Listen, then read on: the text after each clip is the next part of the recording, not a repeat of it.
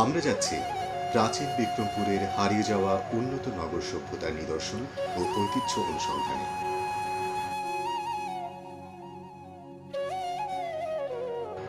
মাটির নিচে চাপা পড়েছিল হাজার বছরের পুরনো বৌদ্ধ বিহার। শত শত বছর ধরে তার কোনো হদিশই জানত না কেউ। তার উপর বাড়িঘর নির্মিত হয়েছে, ফলেছে ফসল। কেউ কোনোদিন কল্পনাও করেনি তাদের পায়ের তলায় চাপা পড়ে আছে হাজার বছরের ইতিহাস, প্রাচীন এক সভ্যতা। দীর্ঘ প্রত্নতাত্ত্বিক অনুসন্ধানের পর এমনই এক পুরনো সভ্যতার নিদর্শন পাওয়া গেছে বৌদ্ধ ধর্মপ্রচারক ও পণ্ডিত অতীশ দীপঙ্করের জন্মস্থানে। হাজার বছর আগের এই নিদর্শনটি বিক্রমপুর বিহার নামে পরিচিত ছিল বলে ধারণা প্রত্নতাত্ত্বিকদের। ধারণা করা হচ্ছে সদ্য আবিষ্কৃত বৌদ্ধ বিহারের সঙ্গে অতীশ দীপঙ্করের একটি গভীর সম্পর্ক ছিল। বৌদ্ধ ধর্ম অবক্ষয় রোধে রাজা চং ছপের বিশেষ আমন্ত্রণে অতীশ তিব্বতে গমন করেন। সেখানে 16 বছর অবস্থানকালে 175টি মৌলিক গ্রন্থ রচনা করেন। বিক্রমপুরের বজ্রযোগিনী গ্রামের সন্তান ছিলেন অতীশ দীপঙ্কর শ্রীজ্ঞান। তিনি একজন প্রখ্যাত পণ্ডিত, একজন বৌদ্ধ ভিক্ষু। তিনি ছিলেন একজন সুপ্রসিদ্ধ বৌদ্ধ ধর্মপ্রচারক। তিনি 982 খ্রিস্টাব্দে বিক্রমপুর পরগনার বজ্রযোগিনী গ্রামের এই বাড়িতেই জন্মগ্রহণ করেন। অতীশ দীপঙ্করের সময় বিক্রমপুরের বৌদ্ধ শিক্ষা কেন্দ্রে নেপাল, তিব্বত, চীন, থাইল্যান্ড ও অন্যান্য দেশ থেকে প্রায় 8000 শিক্ষার্থী ও 100 জন শিক্ষক এসেছিলেন। বলা হয় অতীশ দীপঙ্কর ছিলেন ওই শিক্ষা কেন্দ্রের অধ্যক্ষ। পণ্ডিত দীপঙ্কর বিশ্বখ্যাত নালন্দা বৌদ্ধ বিহারে অধ্যয়ন করেন। পরে তাকে বিক্রমপুর বিহারের অধ্যক্ষ হিসেবে নিয়োগ করা হয়। এর আগে তিনি কিছুদিন পাহাড়পুর বিহারের অধ্যক্ষ ছিলেন।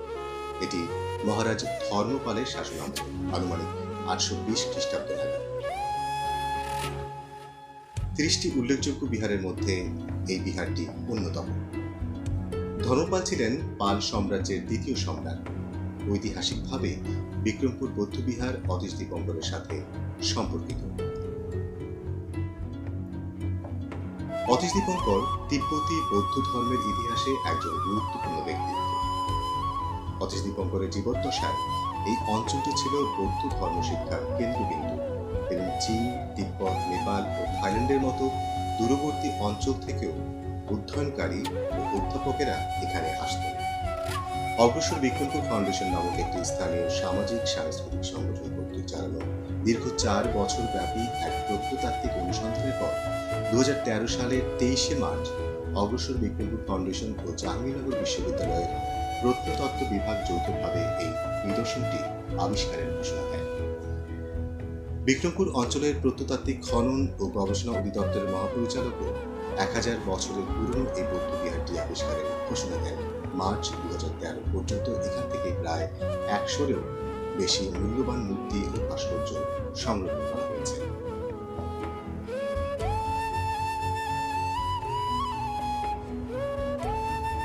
তবে এই যাত্রাপথ কিন্তু একেবারেই মসৃণ ছিল না। প্রথম বছরে রামপাল ও বজ্রযোগিনী ইউনিয়নের 3টি গ্রামের 9টি স্থানে পরীক্ষামূলক খনন হয়। প্রতিটি স্থানে প্রাচীন বসতির চিহ্ন পাওয়া গেলেও সীমিত আকারের খননে বসতির প্রকৃতি বোঝা যাচ্ছিল না। 9 নম্বর স্থানটিতে প্রাচীন বজ্রযোগিনীর রঘুরামপুর ইট নির্মিত দেয়ালাংশ আবিষ্কৃত হয়। 2010-11-তে আবারও খনন কাজ শুরু হয় রঘুরামপুরে। তবে প্রয়োজনীয় যন্ত্রপাতির অভাবে থেকে যায় খনন কাজ। পরে 2012 সালে আবারও শুরু হয় খনন কাজ। পূর্ব আবিষ্কৃত ইট নির্মিত স্থাপত্যাংশের আরও প্রায় 100 মিটার উত্তরে গর্ত পরিষ্কার করতে গেলে বেরিয়ে আসে ক্ষতিগ্রস্ত ইটের 2টি দেয়াল।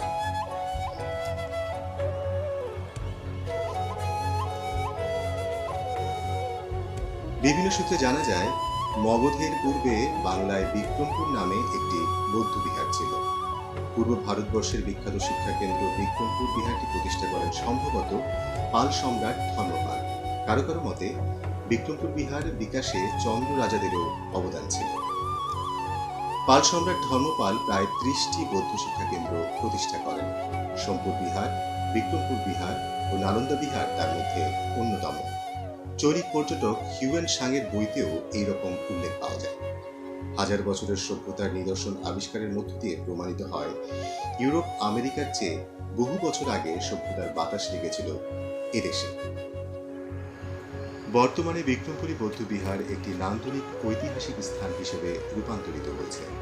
বিহারটি সুন্দরভাবে সংরক্ষণের পাশাপাশি পুরো স্থান জুড়ে রোপণ করা হয়েছে ঔষধি ও ফুলের গাছ। এছাড়াও শিশুদের জন্য রয়েছে শিশু চত্বর। একটি ওয়াচ টাওয়ারের মাধ্যমে পুরো বিহারটির নান্দনিক রূপ দর্শন করা যায়। এবার চলুন আমরা চলে যাই রঘুরামপুর থেকে 5 কিলোমিটার দূরে নাটেশ্বর বিহারে। নাটেশ্বরে এ পর্যন্ত মোট 16টি স্তূপ আবিষ্কৃত হয়েছে। নাটেশ্বরে প্রাপ্ত ধ্বংসাবশেষ তথা স্তূপগুলো বৌদ্ধ স্থাপত্যশৈলীতে নির্মিত। স্তূপ হল মূলত সমাধি, যা বৌদ্ধ ধর্মের অন্যতম গুরুত্বপূর্ণ স্থাপত্য। বৌদ্ধ ধর্মের দর্শন ও সংস্কৃতির প্রতিনিধিত্বকারী স্তূপ গৌতম বুদ্ধ ও তার প্রবর্তিত বৌদ্ধ ধর্মের প্রতীকায়ন হিসেবেও উপস্থাপন করা হয়। নাটেশ্বরে প্রাপ্ত স্তূপগুলো সাঁচি, ভারহুত, অমরাবতী, সারনাথ প্রভৃতি মহাস্তূপের সমতুল্য। বৌদ্ধ স্তূপগুলো প্রধানত গম্বুজ আকৃতির হলেও পিরামিড আকৃতির ব্যতিক্রমধর্মী স্তূপও এখানে পাওয়া যায়।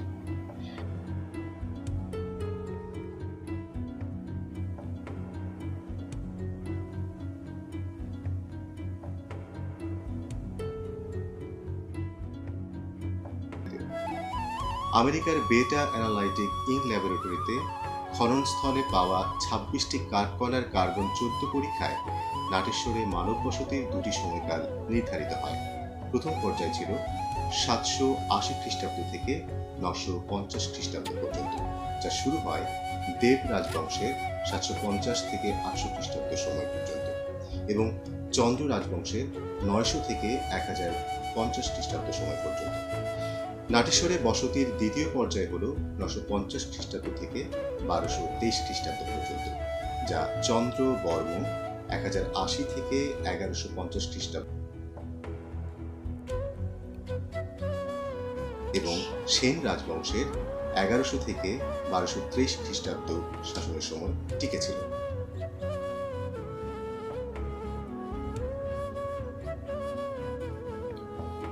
মাটি খননে পাওয়া 7টি ভিক্ষুকক্ষ বিশিষ্ট বৌদ্ধ মন্দিরের ধ্বংসাবশেষ, ইটের তৈরি প্রায় অক্ষর 2টি পাকা রাস্তা, হলঘর, বর্গাকার ও অষ্টকোণাকৃতির স্তূপ, যা বৌদ্ধরা ধর্মীয় আচারের স্থান বা সমাধি হিসেবে ব্যবহার করে, এবং দক্ষিণ পূর্ব দিকে 2.75 মিটার প্রশস্ত আঁকা বাঁকা চওড়া দেয়াল পরিকল্পিত নগরের ইঙ্গিত দেয়।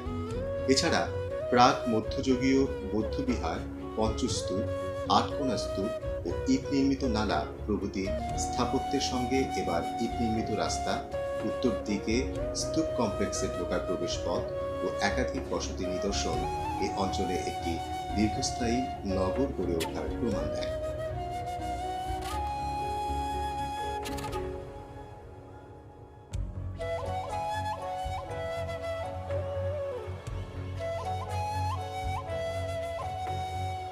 নাটেশ্বরের বিহারটি রক্ষণাবেক্ষণের জন্য বর্তমানে মাটি ভর্তি পলিথিনের ব্যাগ দিয়ে ঢেকে রাখা হয়েছে।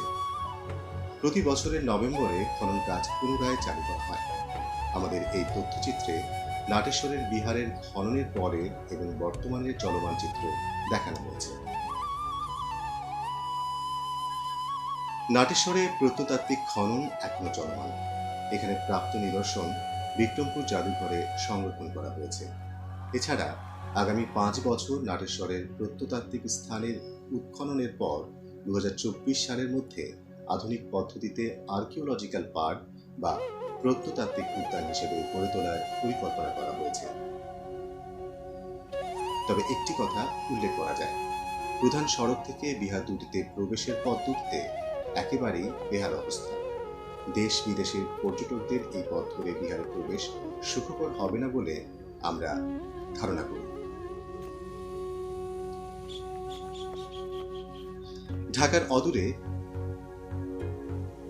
ঢাকার অদূরে বিক্রমপুরে ভ্রমণ পিয়াসী এবং ঐতিহ্য অনুসন্ধানী মানুষেরা পরিবার ও পরিজন নিয়ে অনায়াসে ঘুরে আসতে পারেন। এই বিহার দুটি সত্যি নান্দনিক এবং সুন্দর, একই সঙ্গে সময় এবং কালের নিদর্শন হিসেবে দাঁড়িয়ে রয়েছে। আজ বিদায় নিচ্ছি। আবার ফিরে আসবো প্রাচীন বিক্রমপুরের ঐতিহ্যবাহী অন্য কোনো স্থানের পরিচয় নিয়ে।